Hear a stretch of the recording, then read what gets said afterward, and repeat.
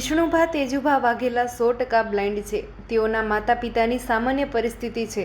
પછાત ગામમાં રહીને છૂટક મજૂરી સાથે ખેતીનું કામ કરી રહ્યા છે.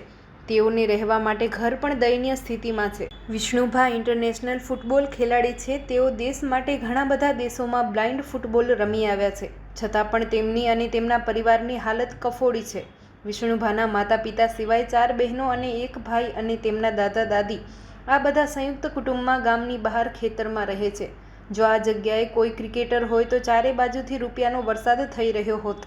પરંતુ વિષ્ણુભાઈનું દુર્ભાગ્ય એ છે કે તેઓ ફૂટબોલના સારા ખેલાડી છે. પોતે ઇન્ડિયા ટીમ બ્લાઇન્ડ ફૂટબોલમાં રમે છે. વિષ્ણુભાનું હાલમાં આંતરરાષ્ટ્રીય પેરા એશિયન ગેમ જાપાન માટે સિલેક્શન થયું છે.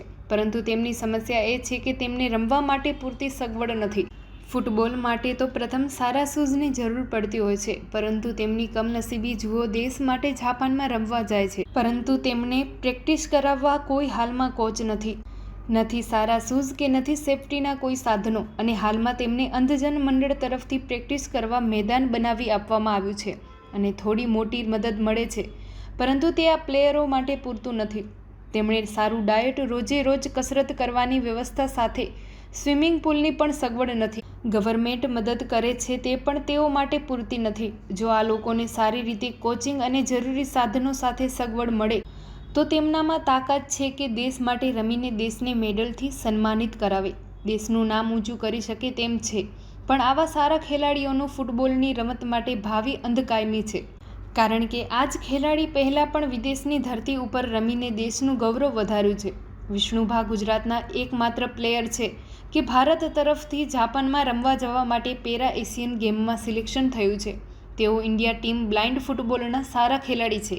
તેઓને 16 ઓક્ટોબરથી 24 ઓક્ટોબર 2026માં જાપાનના નાગોયા ખાતે ભારત માટે બ્લાઇન્ડ ફૂટબોલ ટૂર્નામેન્ટ રમવા માટે જવાના છે. અને તેઓ ગુજરાતના એકમાત્ર ખેલાડી છે. છતાં તેમના માટે કોઈ ઓફિશિયલ કોચ નથી.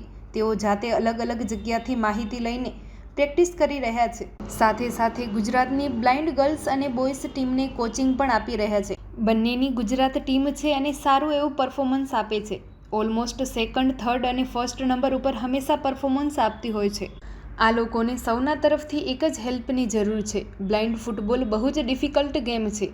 ઇન્જરીવાળી ગેમ છે. કારણ કે જોઈ શકતા વ્યક્તિને જો ઇન્જરી થાય તો બ્લાઇન્ડને ખૂબ જ ઇન્જરી થાય, કારણ કે તે જોઈ શકતા નથી. આમાં ગંભીર ઈજા થવાના ચાન્સીસ વધુ હોય છે. આ લોકોની કીટ અને શૂઝ અલગ આવે છે. બ્લાઇન્ડ ફૂટબોલનો બોલ પણ અલગ ટાઈપનો હોય છે. આ લોકોનો માસિક ખર્ચ પણ આશરે 40,000ની આસપાસ આવે છે. Report by Ashwin Limbachiya, Ahmedabad. વિષ્ણુભા ગામવાળા, મારા દીકરાનું નામ વિષ્ણુભા, ફૂટબોલ રમે છે. મને બહુ ગમે છે. ભારતીય સરકારને, ગુજરાતની સરકારને એમ કહેવા માગું છું કે એને જે સાધન જોવે છે એ પણ સરકાર આપે અને આગળ કોમ વધારે ખૂબ ખૂબ લાભ એને આપે. ધન્યવાદ.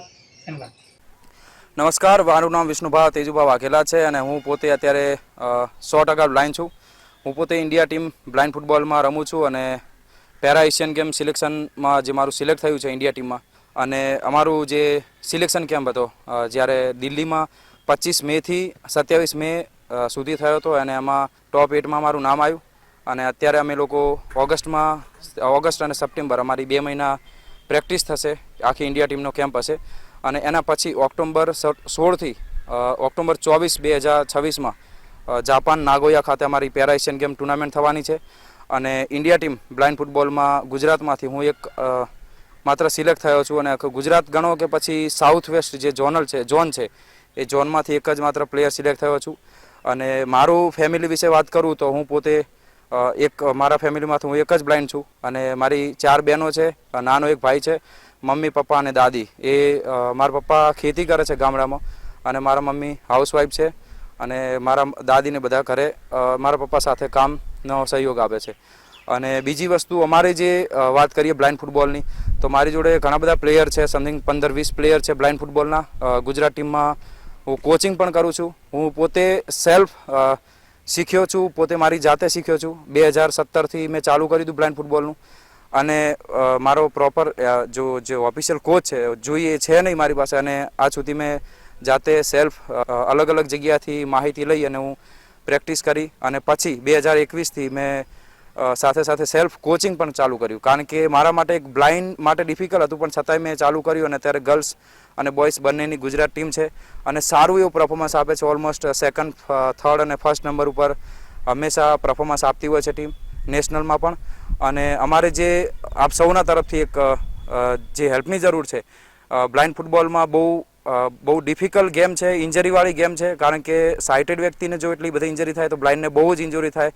તો એમાં અમારે જે બહુ જરૂર પડે છે, અમારે કીટ બ્લાઇન્ડ ફૂટબોલની, જો શૂઝ આખે અલગ આવે, પછી જે બ્લાઇન્ડ ફૂટબોલનો બોલ આવે એ પણ અલગ આવે છે, તો એની પણ જરૂર પડે. એ બધા આ જે વસ્તુ અલગ, એક આખી જે અલગ મળતી હોય બધા બ્લાઇન્ડ માટે સ્પેશિયલી, તો એ થોડી વધારે કોસ્ટ એની વધારે હોય છે, તો એની પણ બહુ સખત જરૂર પડતી હોય છે. અને આવા 15-20 પ્લેયરોને માટે પણ જે બધાની પર્સનલ અલગ અલગ વસ્તુ લાવવાની હોય, એમની પોતાની સેફટી, શૂઝ, આ બધી વસ્તુની જરૂર પડતી હોય. અને અઠવાડિયામાં એકાદ વાર 2 દિવસ સ્વિમિંગ પુલની પણ જરૂર પડતી હોય છે, જીમની જરૂર પડતી હોય છે, ડાયટની જરૂર પડતી હોય છે. આ બધી વસ્તુની જરૂર પડતી હોય છે. તો એ બધી વસ્તુને જરૂર માટે આપ સૌને હું વિનંતી કરું છું, અને ગુજરાત સરકાર અને આપણી ભારતીય સરકારને પણ વિનંતી કરું છું કે એ અવેરનેસ લાવે અને આમાં સહયોગ આપે, કારણ કે બહુ સખત જરૂર પડે છે. અમારી બ્લાઇન્ડ ફૂટબોલ જે ગ્રાઉન્ડની જરૂર હતી એ તો મારા અંજન મંડળે અત્યારે જે બનાવી આપ્યું છે આખું, અમે જે અત્યારે જે જગ્યા હું વિડીયોમાં જે વાત કરી રહ્યો છું એ ગ્રાઉન્ડ બ્લાઇન્ડ ફૂટબોલ માટે સ્પેશિયલી બનાવ્યું છે. પણ એના સિવાય જે બીજી બેઝિક જરૂર પડતી હોય નાની મોટી, તો બહુ જરૂર પડશે. ઓલમોસ્ટ અમારે મહિનામાં 40-50 હજારનો ખર્ચની જરૂર પડતી હોય, પણ એ બહુ મુશ્કેલી પડે છે. તો આપ સૌને હું નમ્ર વિનંતી કરું છું બે હાથ જોડીને કે આપ સૌ લોકો આવો અને સહયોગ કરો.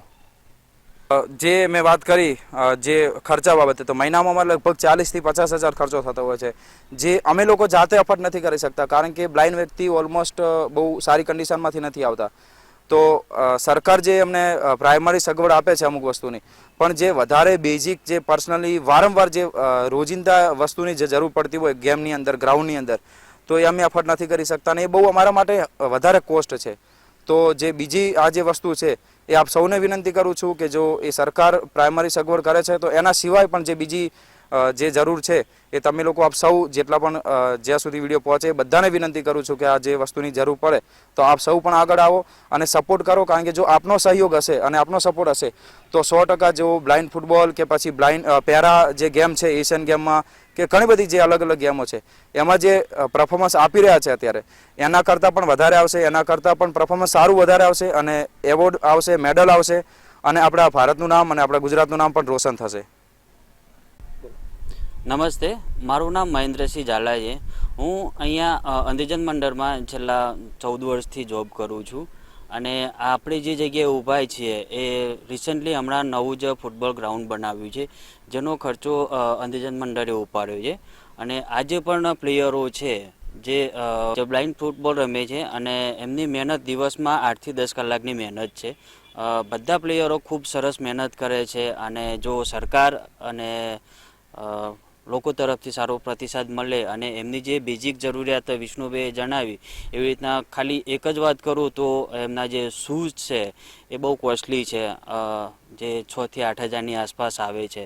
તો એમને તો સરકારને વાત કરી એવી રીતના હું અમદાવાદની જનતાને અને અલગ અલગ NGOને પણ કહેવા માગીશ કે એટલીસ્ટ આખી ટીમનો નહીં, પણ ખાલી એક સંસ્થા કે એક વ્યક્તિ એક પ્લેયર માટેની જવાબદારી પણ લઈ શકે તો બહુ સારું છે અને એમના માટે ઉપયોગી થઈ શકે એમ છે.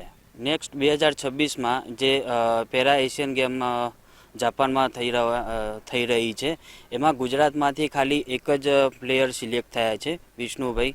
તો જે એમને આ ટીમને જે એફર્ટ મળવો જોઈએ એ નથી મળતો. જો એ મળે છે તો આગળ એકની જગ્યાએ વધારે પ્લેયરો આપણા ગુજરાતમાંથી સિલેક્ટ થાય એમ છે, તો ગુજરાત માટે એ બહુ ગૌરવની વાત થશે. તો એમને પ્રોત્સાહન આપવા માટે અને એમની જરૂરિયાત પૂર્ણ કરવા માટે વિનંતી.